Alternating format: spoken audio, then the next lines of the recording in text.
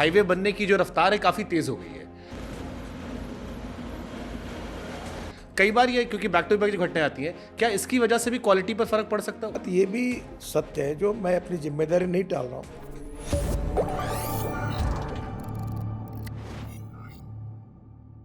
अच्छा, एक एक परसेप्शन मेरे जैसे मेरे मन में कई बार आता है, आपने स्पीड अप बहुत किया है, हाईवे बनने की जो रफ्तार है काफ़ी तेज़ हो गई है। कई बार ये क्योंकि बैक टू बैक जो घटनाएं आती हैं, क्या इसकी वजह से भी क्वालिटी पर फर्क पड़ सकता हुआ होगा? क्योंकि स्पीड बहुत हो गई, एक डेटा आता है कि इतने समय में इतना हमने हाईवे बना दिया। सर, एक बात है कि पहली बात, रोड की कंस्ट्रक्शन में क्वालिटी में जो टेक्नोलॉजी है, टेक्निक्स है, उसको पालन करना, एग्रीगेट और बाकी सब में कितनी लेवल रखना, कॉम्पेक्शन कैसा करना। और दूसरी बात ये भी सत्य है, जो मैं अपनी जिम्मेदारी नहीं टाल रहा हूँ। जहाँ ज़्यादा बरसात होती है, एवरेज से ज़्यादा, वहाँ रोड उखड़ जाते हैं, पुल बह जाते हैं। इसका मतलब पुल कंक्रीट के बने वो कमज़ोर बने, ऐसा नहीं होता। ये होता है, ये एक्सीडेंट्स हैं। तो दोनों बातों के लिए मैं ये मानता हूँ कि हम उनमें से सीखें और जो जो कमियां उसको सुधारें। कितनी भी बरसात आए, कितनी भी बड़ा बाढ़ आए, तो भी हमारा ब्रिज टिकना चाहिए, हमारे रोड टिकने चाहिए। रोड के बाजू में जो हमारी नालियाँ है, जिसमें ड्रेनेज पानी बहना चाहिए। मैं अनेक हमारे पीडीआरओ को बोलता कि एक भी बताओ कहाँ पानी बह रहा, तो वो बोलते कारपोरेशन का काम है, नगर परिषद का काम है। मतलब बनाया तुमने ड्रेनेज है, उनका कैसे काम है? तो कुछ बार जो लोग इस प्रकार से ओनरशिप नहीं है, काम नहीं कर रहे हैं, और जो इसके लिए जिम्मेदार है, उनका परफॉर्मेंस ऑडिट करेंगे।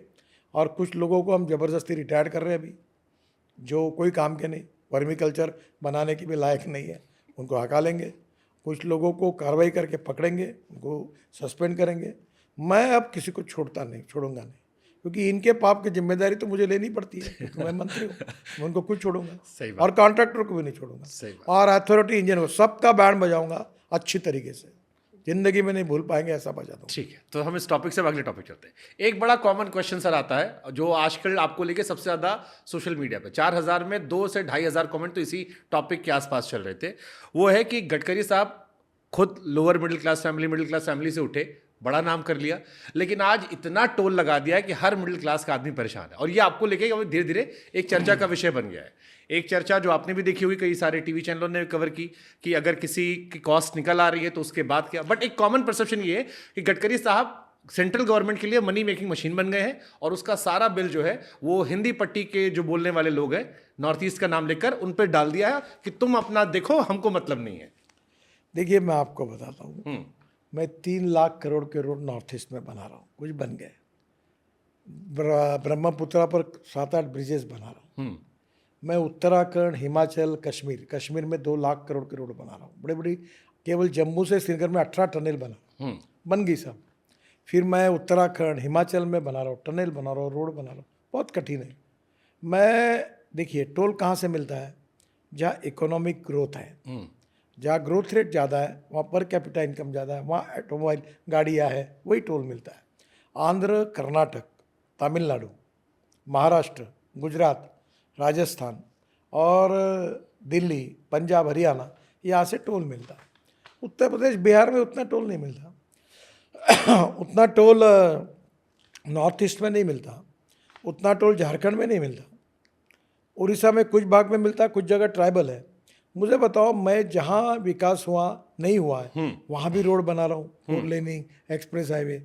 अब मुझे बात बताइए कि टोटल हमारी लेंथ है 1,48,000 किलोमीटर, और इसमें से हमारे टोलिंग पर केवल 48,000 किलोमीटर टोलिंग होता है, बाकी तो वैसे ही है। अब ये रोड जो है, इसके ऊपर मेंटेनेंस करना, खर्चा करना, ये तो हमको करना ही पड़ता है। दूसरी बात, ये जो बड़ी बड़ी टनल बन रही है, अभी ये झोजिला टनल, ये 12,000 करोड़ की हम 6,000 करोड़ में बना रहे, 5,500 करोड़ में पैसा बचाया हमने। अब मुझे बताओ, वहाँ का ट्रैफिक है, ट्रैफिक बहुत कम है, पर इलाज नहीं, 6 महीने बंद रहता था एरिया, क्योंकि रोड चलता ही नहीं था। प्याज, सब्जियाँ, दूध मिलता नहीं था, गैस नहीं जाता था। क्या उनके लिए करना नहीं चाहिए? और अगर ये करेंगे तो ये इकोनॉमिकली नॉन नोएबल प्रोजेक्ट है।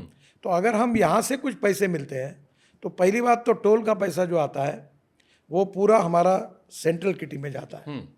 सेंट्रल किटी में फाइनेंस मिनिस्ट्री के पास, और फाइनेंस मिनिस्ट्री बजट को लेकर फिर हमको बड़ा करो पैसा देती है। एकदम सही क्वेश्चन पूछा था मैंने, कि जो लोगों ने कहा कि गडकरी जी सेंट्रल गवर्नमेंट के लिए मनी मेकिंग मशीन बन गए। सर, मैं आपको एक प्रश्न पूछता हूँ, आज ही मैंने एक 5 स्टार होटल में था, तो उसने प्रश्न पूछा कि तुम टोल लगाते हो। मैंने बोला तुम एक काम करो, तुम ये 5 स्टार होटल में आज कार्यक्रम क्यों लिया?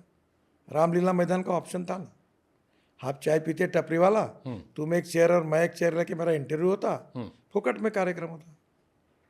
If you want good services you have to pay for it. ये माइक क्यों अच्छे लगाए तुमने? है ना मार्केट में डुप्लीकेट मिलते ना, क्यों नहीं लगाए?